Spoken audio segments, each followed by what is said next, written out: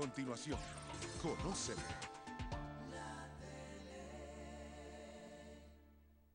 Programa recreativo de producción nacional que contiene elementos de lenguaje, salud, sexo y violencia que puede ser visto por niños, niñas y adolescentes sin la supervisión de su padre, madre y o representantes.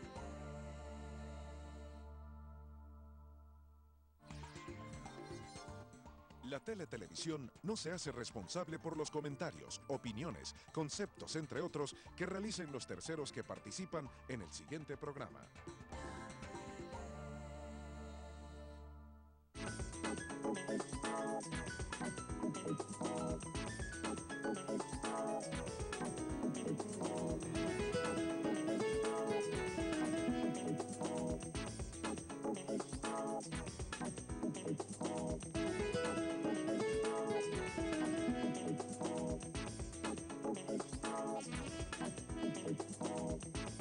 Hola, muy buenos días, gracias por acompañarnos. Nuevamente la oportunidad que nos dan de entrar en sus hogares durante una hora completica. Conóceme la tele 2012@gmail.com, Conóceme Piso la Tele, la cuenta en Twitter, y Conóceme la Tele, nuestro grupo en Facebook. Bueno, seguro a lo mejor usted tiene la afición de la lectura o probablemente tiene una experiencia como la del invitado del día de hoy. Alguien que se graduó en un área totalmente distinta de lo que hoy por hoy dedica cada hora de su día, las 24 horas pensando en cómo transmitir un mensaje, en cómo encontrar la cantidad de respuestas a las interrogantes que los seres humanos nos hacemos a través de la ciencia ficción, a través de la fábula, a través de la poesía. Hoy estaremos conversando con Ernesto Marrero Ramírez, un escritor venezolano que ya además tiene una presencia importantísima, conferencista, en fin, un hombre inquieto. Vamos a ver de quién se trata el día de hoy.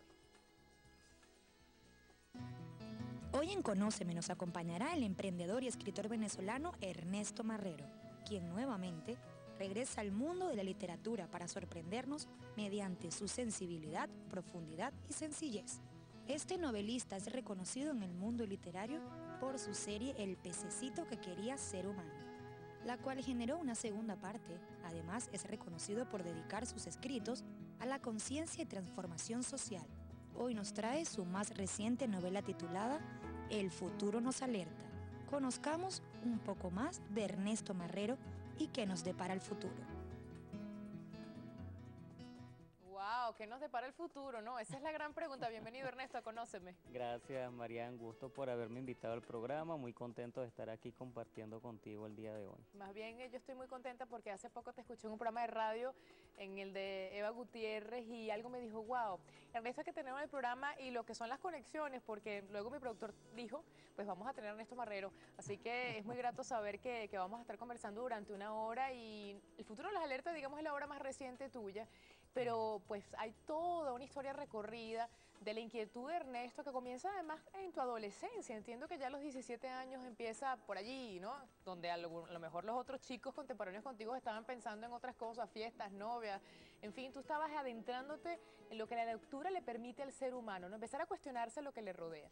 Sí, fíjate que uno vive etapas en la vida que son importantes. A partir de los 17 años se destapa esa inquietud por leer, investigar, conocer sobre lo que era yo, por qué tenía que estar en este mundo, cuál era la razón de ser. Hubo un momento que se destapó y duró unos años. Luego nuevamente eso empieza a mermar, pero surge con más fuerza. A partir de ese momento yo tuve que empezar a regresar en mi vida para ver qué era lo que realmente yo quería. Y de esa experiencia yo llego a cuando era pequeño, cuando tenía 6, 7 años, y me veo siempre leyendo, investigando, envuelto en este mundo de la lectura desde pequeño.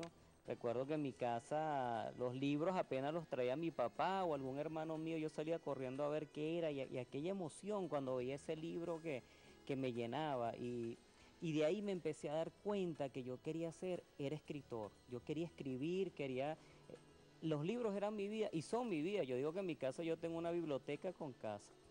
Y una esposa más muy comprensiva, Y muy ¿cierto? comprensiva. Porque hay que serlo, vivir con una persona que tiene la capacidad de entender al mundo de esa manera, de cuestionarlo. además de quererlo transmitir, pues son horas y horas de estar frente al papel, en aquel momento frente al papel probablemente, ahora frente al computador, supongo, aunque algunos todavía utilizan lo que tengan a la mano para poder plasmar una idea que les viene de lo que nos rodea, ¿cierto? Pero tú, sin embargo, con toda esa inquietud, pues decides irte por el área de la administración. Allí estabas como batallando, luchando, en cualquier momento libre aprovechabas y seguías escribiendo. Sí, bueno, después que uno sale del liceo, uno como que no sabe realmente qué es lo que quiere, ese consejo de los amigos, mira, pero ¿qué vamos a estudiar? ¿Qué vamos a hacer? Bueno, el cupo en la universidad, administración, bueno, voy a estudiar administración. Excelente, iba muy bien en mis notas, mis calificaciones, pero no me llenaba y terminé, hice especializaciones, seguí con cursos, tengo todavía una empresa de consultoría gerencial, de asesoría en esta área y la manejo, es algo bonito, pero no era no era el sentido de mi vida, como diría Víctor Frank. ¿Cuál es ese suprasentido? ¿Qué es lo que realmente me llena? Y ahí fue cuando tuve que empezar a buscar en esa infancia. Por eso que lo que yo vengo trabajando es un poco eso también. Creo que cuando somos niños nosotros sabemos lo que queremos, pero a través de la adolescencia empezamos a olvidarnos. Y cuando llegamos a ser adultos que podemos decidir lo que queremos hacer, ya no sabemos qué es.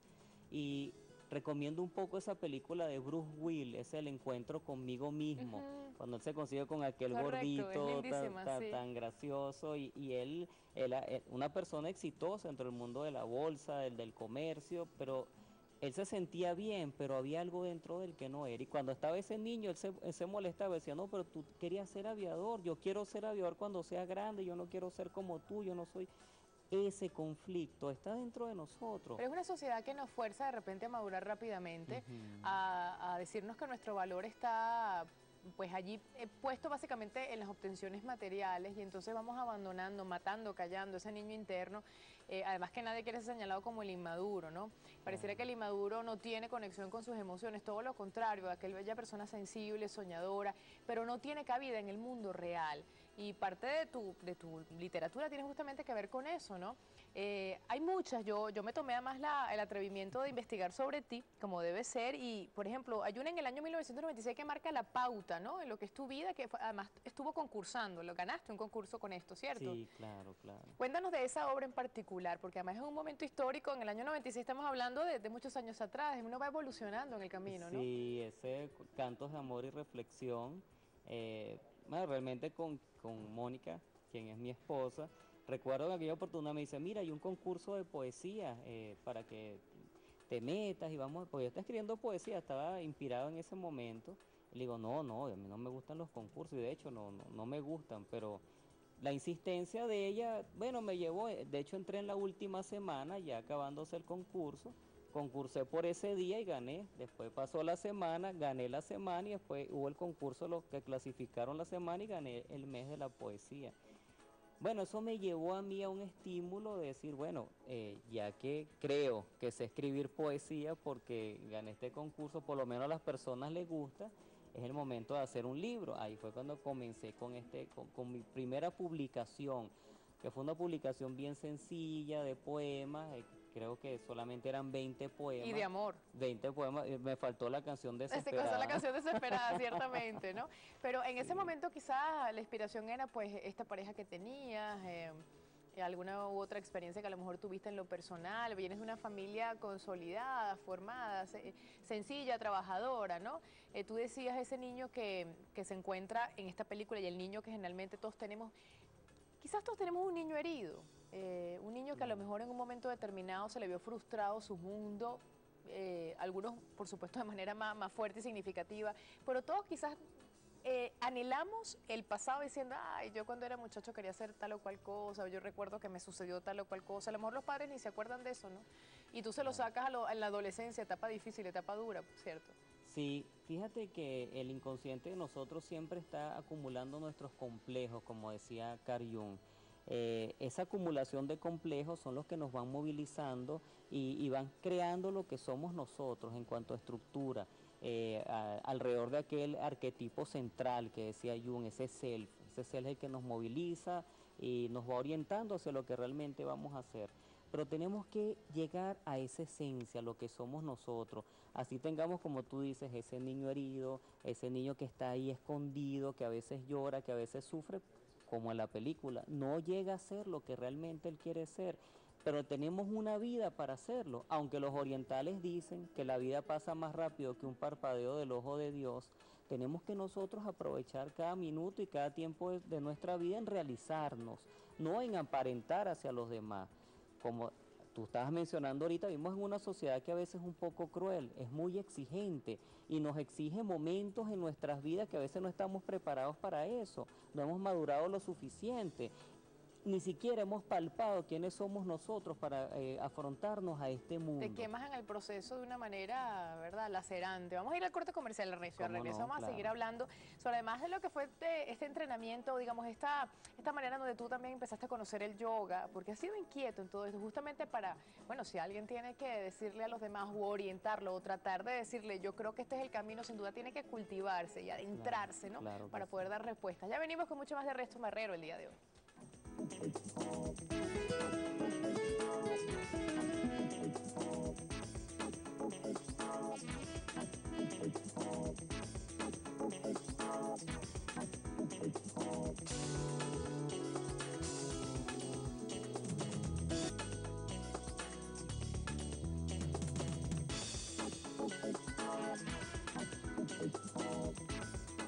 Con Ernesto Marrero Ramírez el día de hoy, El futuro nos alerta, es su última obra, y hemos estado revisando todo lo que ha sido su obra, su trabajo, porque es muy interesante, además que has utilizado varios géneros, te has aventurado pues a decirlo de distintas maneras, y no todo el mundo tiene esa fortaleza, ¿no? Hay que decirlo que es una autoconfianza, supongo, en la manera de comunicar, que no es casualidad, que obviamente es parte del trabajo, de la capacitación, porque también tienes estudios en psicología, el yoga fue parte de tu vida, incluso hasta pudiste instruir a otros. Es decir, cuéntanos un poco en ese momento por qué el yoga y cómo cambió tu vida. Bueno, fíjate que en esta búsqueda de mí mismo, primero que todo, esto es algo que viene hace muchos años. Siempre en la historia los filósofos se han preguntado por esto. A nivel occidental, bueno, ya en el frontispicio del oráculo de Delfo aparecía la frase conócete a ti mismo. Sócrates siempre nos repetía eso. Es el conocimiento, quiénes somos nosotros, hacia dónde vamos, y en esa búsqueda luego llegó Oriente. Allá me topo con lo que es la parte del yoga, el budismo, que también estudié budismo por algunos años y lo practiqué. Y esa visión oriental donde siempre estamos buscando esa conciencia interior, quiénes somos nosotros, la vida es transitoria, venimos de paso, eso es algo que hay que repetir, porque pareciera que en el día a día se nos olvida eso. A través del yoga uno trata de rescatar esta visión, lo que es el Raya Yoga, el Hatha Yoga, el Mantra Yoga, el Hatha Yoga, el yoga de las asanas. Un poco de esto me llevó a buscar ese punto de quietud que está dentro de mí, cómo realmente alcanzar la tranquilidad de mi ser. ¿Por qué? Porque estaba desorientado, me sentía inquieto, no sabía qué era lo que quería. A través de la meditación, a través de esta búsqueda, comencé a darme cuenta que era lo que yo quería hacer. Y me di cuenta, un poco lo que tú has dicho a través de todos estos géneros, que una cosa es el fondo y otra cosa es la forma. Tenemos que llegar al fondo de las situaciones, no quedarnos en la forma se disfraza.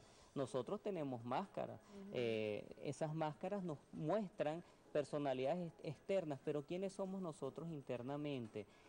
Por eso se muestran géneros. Cada persona a través del género que quiera puede llegar al mismo fondo. El fondo es el autoconocimiento, como tanto nos lo repitió Heidegger, nos lo repitió Sartre, pero también lo repitió Buda, pero también lo repetía Krishna, Krishnamurti también, un filósofo más o menos contemporáneo. Claro. Esa visión oriental con la que yo comienzo con el yoga, que viene del sánscrito y significa yug, o sea, yugo o unión, esa unión con la totalidad y con nosotros. El yoga es esa búsqueda de lo que realmente está en el interior de cada uno de nosotros, la unidad. Vamos hacia la unidad, pero estamos dispersos.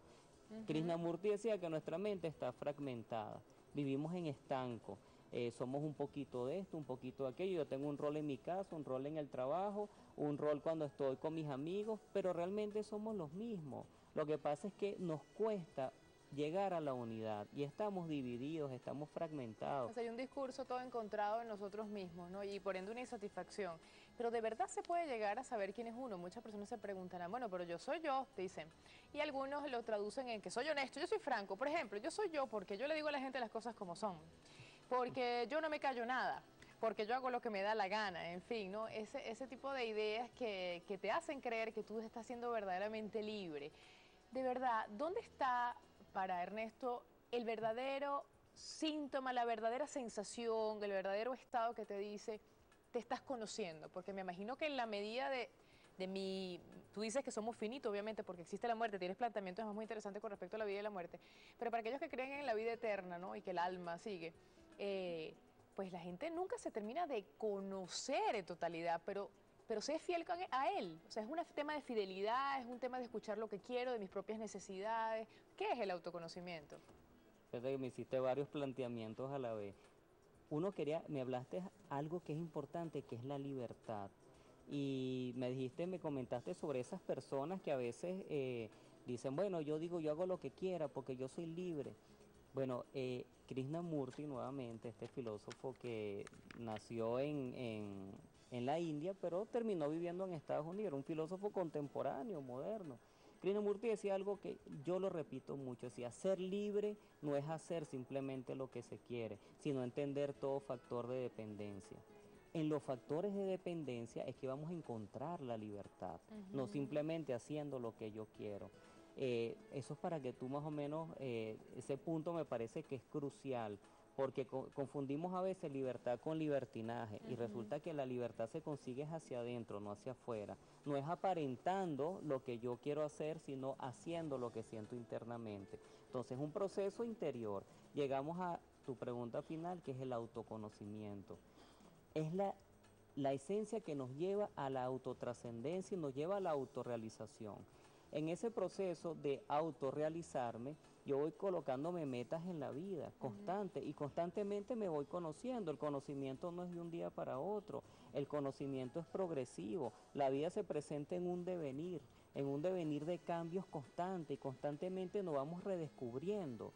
Ese proceso de autorrealización que, por ejemplo, para Víctor Frank era constante, pero de pronto para Maslow, en su gran pirámide, estaba en la punta del iceberg, por ahí decir, la esencia es la autorrealización. Y por ahí mencionó a varios, por ejemplo, Gandhi, para él Gandhi era una persona autorrealizada, Albert Einstein era una persona autorrealizada.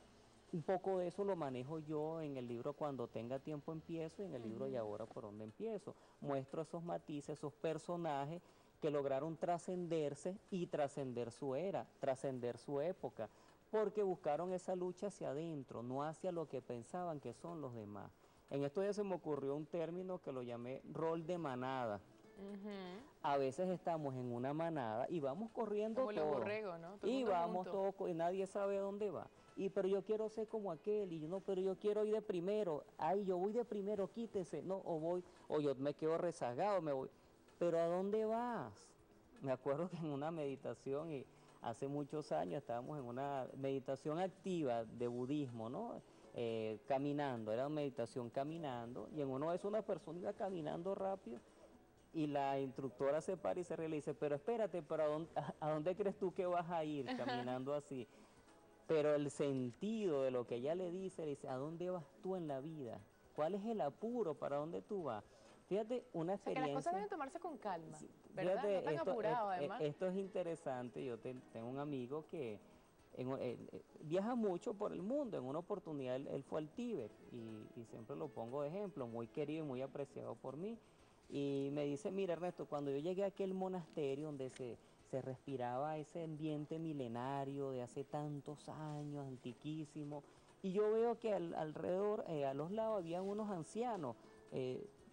Parece que el que menos tenía 100 años, me dice.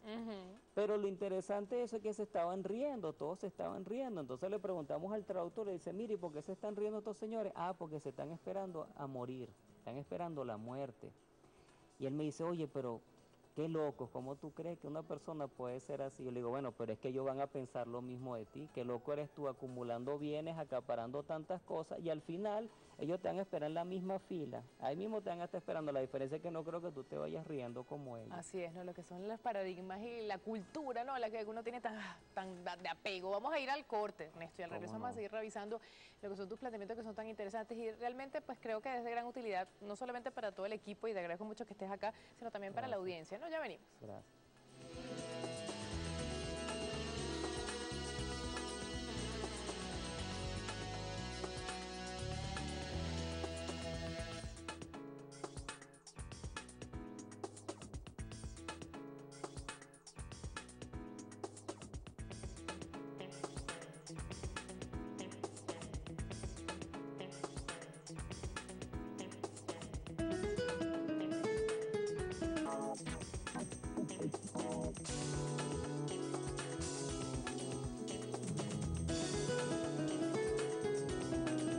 Seguimos con Ernesto Marrero el día de hoy, un tema definitivamente muy profundo, muchas personas sienten, se retraen un poco, comentábamos fuera del corte Ernesto y yo acerca, por ejemplo, del tema de la muerte, que para ti, tú tienes un planteamiento muy interesante acerca de la muerte, de hecho yo tomé una nota también, algo que me llamó, si la muerte es mala, también lo es la vida, porque ambas son inseparables que caminan sujetadas de la mano.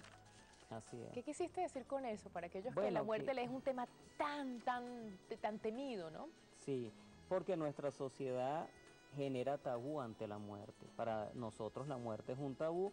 Yo recuerdo que desde pequeño, cuando yo quería hablar con mi mamá sobre estos temas, me decía, no muchacho, no nombres eso, tú todavía eres muy jovencito para hablar de esas cosas. Y siempre estamos como alejando el tema y pensamos que se van a morir los demás, yo no, ni los míos tampoco, se van a morir son las demás personas. Se puede estar muriendo un niño de hambre en Somalia, o allá en el Cuerno de África, donde hay tanta hambre y tanta necesidad, donde hay guerras civiles de más de 20 años, pero a mí no me importa, siempre y cuando yo tenga mis necesidades satisfechas, o si en tal caso me duele un dedo, una uña, o no tengo el BlackBerry último modelo de última generación, a mí eso me duele más que el niño de hambre que está muriendo allá, porque no tenemos conciencia global, estamos fragmentados, estamos divididos, y esa visión egotista y egoísta que yo tengo de la vida me encierra. Entonces creo que yo soy el eje central de todo. Lo demás no son importantes. Y para esa gente el choque es muy duro cuando definitivamente le llega lo inevitable, ¿no? La decadencia o el ciclo natural de la vida, Ernesto, ¿no? O sea, naces, te desarrollas y mueres, pasas a otro estado, en un planeta además que se está todo el tiempo renovando, porque incluso tú, el planeta también lo tomas en cuenta, el ambiente y cómo lo estamos dañando, autodestructivos totales, ¿no? Sí, y fíjate que por esa visión no aprovechamos nuestra vida como es. Por eso es que recientemente hay una conferencia que se llama La muerte, una oportunidad para vivir. ¿Por qué? Porque estamos malgastando nuestro tiempo en cosas que a veces no son tan importantes. Damos prioridades a cosas que tal vez pudieran esperar y las cosas que no pueden esperar las postergamos. Yo tenía siempre una amiga que me decía, Ernesto, esas cosas que tú haces y que tú dices son muy bonitas, me gustan mucho, pero ahorita no tengo tiempo. Cuando yo esté viejita, que pase el tiempo, ahí sí voy a dedicarme a todas esas cosas, ¿no? Y me dio mucha gracia y por eso escribí ese libro, Cuando tenga tiempo empiezo, muy referido a ese comentario. La postergación de las cosas, porque ¿no? siempre dejamos las cosas para después, y lamentablemente puede llegar un momento en que ya no las voy a hacer. No voy a tener la energía, no voy a tener la oportunidad, la ocasión, es ahorita. Ya que estoy predestinado cuando postergo tanto mi vida, es decir, ¿cuál puede ser mi panorama cuando en definitiva estoy complaciendo a los demás y dejando de escuchar mi propia voz interna? Voy a ser un adulto de la tercera edad, como se le llaman ahora, una persona que ya no tiene chance de retroceder el tiempo porque no se puede. Otras personas dirán, ya yo tengo mi vida vivida, valga la redundancia, ¿no?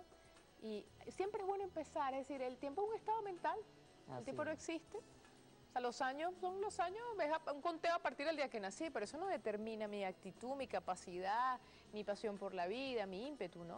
Fíjate que por eso escribo después, que escribí Cuando tenga tiempo empiezo, como fue un libro que gustó tanto y fue tan exitoso, escribí la continuación que se llama ¿Y ahora por dónde empiezo?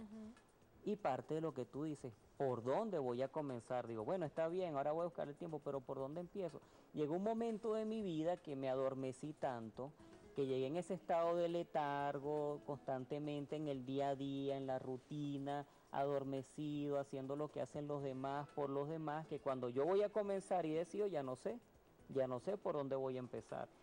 Y un poco lo que yo planteo ahí es que el comienzo está dentro de nosotros. Tengo que empezar a buscar, a autoanalizarme y a empezar a retroceder en mi vida para ver en qué momento dejé yo lo que realmente quería hacer. Cuándo dejé de materializar ese sueño.